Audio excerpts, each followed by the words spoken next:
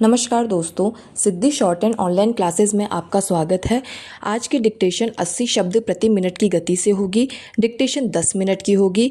Dictation आराम से धैर्य से लिखें, बिना किसी हड़बड़ाहट के लिखें। डिक्टेशन अगर पसंद आए तो उसे लाइक ज़रूर करें और चैनल को सब्सक्राइब जरूर करें। डिक्टेशन स्टार्ट होगी 5 सेकंड बाद। स्टार्ट। पिछले दिनों देश के अलग अलग राज्यों में रेलवे ट्रैक पर भारी वस्तु रखकर ट्रेनों को डिरेल करने की कोशिशों ने भारत सरकार के लिए एक नया सिरदर्द उत्पन्न कर दिया है। ये न केवल सार्वजनिक संपत्ति को नुकसान पहुंचाने वाले मामले हैं, बल्कि इससे रेल यात्रा को लेकर लोगों में अविश्वास भी पैदा होता है।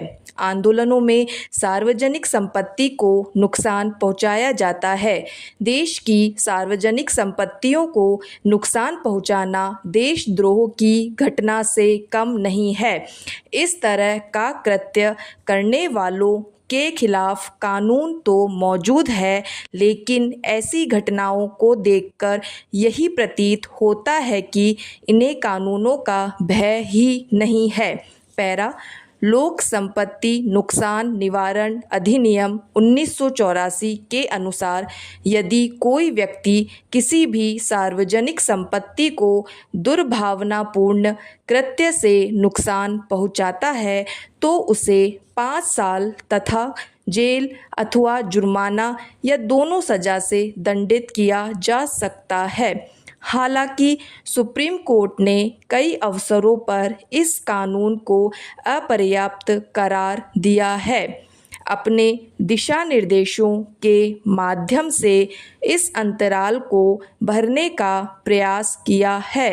वर्ष 2007 में सार्वजनिक और निजी संपत्तियों को बड़े पैमाने पर नुकसान पहुंचाने के चलते सुप्रीम कोर्ट ने स्वतः संज्ञान लेते हुए पूर्व जस्टिस के.टी. थॉमस और वरिष्ठ अधिवक्ता फली नरीमन की अध्यक्षता में 2 समितियों का गठन किया था। वर्ष 2009 में एक मामले में सुप्रीम कोर्ट ने इन्हीं दोनों समितियों की सिफारिशों के आधार पर दिशा निर्देश दिए थे। सुप्रीम कोर्ट ने एक बात यह भी कही थी कि धरना प्रदर्शन से सार्वजनिक संपत्ति को नुकसान पहुंचाने का आरोप तय करते हुए संपत्ति में आई विकृति में सुधार करने के लिए क्षतिपूर्ति शुल्क लिया जाएगा।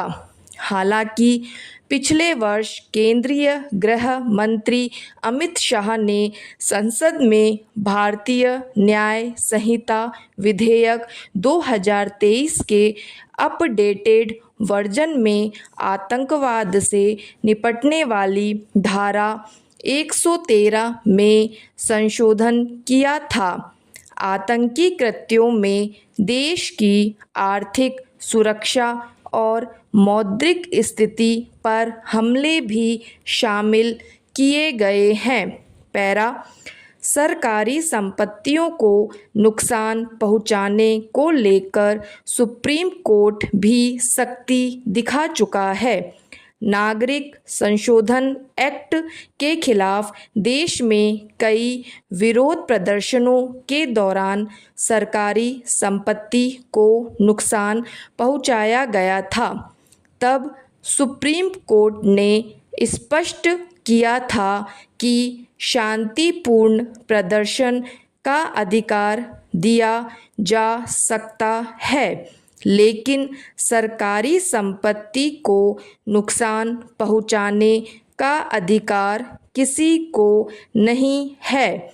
वैसे इसी साल फरवरी में देश के विधि आयोग ने भी अपनी एक रिपोर्ट में यह सिफारिश की थी कि सार्वजनिक संपत्ति को नुकसान पहुंचाने वालों को तभी जमानत दी जाए जब उनसे नुकसान के बराबर की धनराशि वसूल ली गई हो। विधि आयोग ने यह भी कहा था कि विरोध प्रदर्शनों, सार्वजनिक स्थलों और सड़कों पर लंबे समय तक अवरोध पैदा करने वालों के खिलाफ भी एक कानून बनाने की आवश्यकता है। विधि आयोग ने यह माना था कि prevention of damage to public property act से संबंधित अपराध मामलों में दोष सिद्ध और सजा का डर अपराधियों को सरकारी संपत्तियों को नुकसान पहुंचाने से रोकने में कारगर साबित नहीं हो पा रहा है। पैरा, विधि आयोग ने ऐसे मुद्दों से निपटने के लिए एक अलग कानून बनाने की राय भी व्यक्त की। यह भी कहा कि भारतीय न्याय संहिता के मौजूदा प्रावधानों में आवश्यक संशोधन भी किया जा सकता है। सरकार ने भले ही कानून को पहले से थोड़ा सख्त किया है, लेकिन अभी और सख्ती की गुंजाइश दिखती है। कानून के तहत सख्ती को एक उदाहरण बैंकिंग प्रणाली में देखा जा सकता है। जब देश में कहीं भी किसी व्यक्ति को लोन देना होता है तो बैंक उसका सिबिल स्कोर देखते हैं। यदि सिबिल स्कोर खराब होता है तो उस व्यक्ति को कोई भी फाइनेंशियल ऑर्गेनाइजेशन लोन नहीं देता है। देश की सार्वजनिक संपत्तियों को नुकसान पहुंचाने वालों पर ऐसी ही दंडात्मक कार्यवाही की आवश्यकता है। जो व्यक्ति देश की सार्वजनिक संपत्ति को नुकसान पहुंचा रहे हैं, उन्हें सभी सरकारी सुविधाओं से वंचित कर दिया जाए।